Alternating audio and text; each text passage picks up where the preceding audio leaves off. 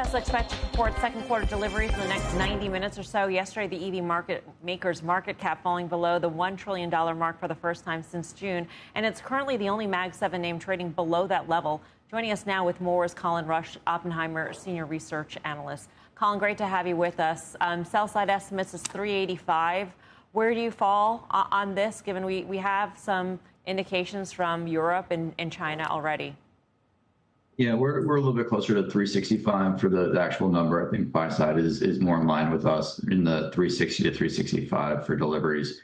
The China number that came out this morning, is an improvement from where they're at, but it's certainly not enough to get the company back to the kind of 450,000 units a quarter that they need to be at to really hit the street numbers for the balance of the year. I'm curious, Colin, as to what investors are saying to you.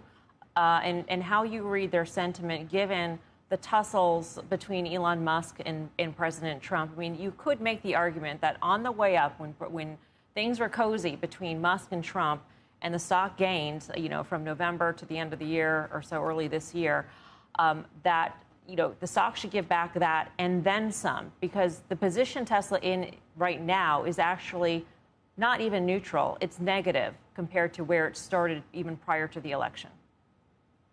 Yeah, I mean, I think what folks are looking at is really around execution on the technology side. We saw the launch of the robotaxi service in Texas. I think it's been kind of a net neutral to push, slightly, a little bit up for some folks, a little bit negative for some folks.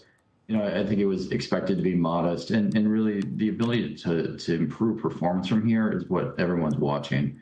So we've seen some improvement around city driving on the technology. And I think what we're going to want to see is, just more and more trust being built with the consumers in the Austin area and increased usage on that technology. And then there's all the optionality around the humanoid robots, which, it's really unclear how quickly that will legitimately come to market and become a revenue driver for the company. And I think there's also some real questions around real application for those robots when you actually get into industrial processes. I think so for us, what we're getting is a lot of questions around uncertainty. There's a certain amount of, I think trust in Elon, and that when he's backed into a corner, he actually tends to do pretty well. And we'll see how he works his way out of the situation, which looks pretty difficult right now. Yeah, and to your point about execution, Elon Musk is now going to head Europe, right, after that person stepped aside. Tom Zhu, formerly VP in China, is now heading global operations. Does this increase your optimism that they will be able to execute? One of the concerns that we had, and we started writing about it earlier this year, was around brain drain for the organization. Part of what we've seen historically, having covered the company for almost 15 years now, is that, the ideology of, a better future and a zero emissions future had really been driving a lot of the employees. As we saw Elon's political activity, get a little misaligned with some of that vision, I think there's some real concern around Elon's politics and what the company's mission really ultimately is. And so as we see some of these management changes, I think the company was probably due for a little bit of a turnover on some of those roles already. But, who actually fills the roles and how well they fill them and how efficient they actually execute around some of the adjustments that they need to make as an organization, really going to be telling. My feel is that this is going to be a little bit of a tough transition for the balance of the year, and that 2026 may be a little bit better, but I think this year is going to be choppy in terms of execution and results for at least the next couple of quarters. I mean, do you want the CEO to be heading Europe? I mean, that just seems too granular for a CEO of an EV company that's has a very sort of uncertain future.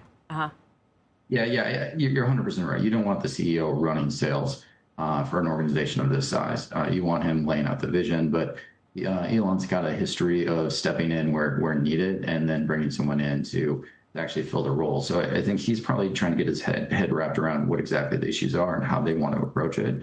And having that direct experience is helpful. But the fact that he's stepping in suggests that they don't have a great solution for how they're going to address the European demand. And that, I think, is part of our concern here for the next couple of quarters as they work to figure that out and build a strategy around addressing that issue.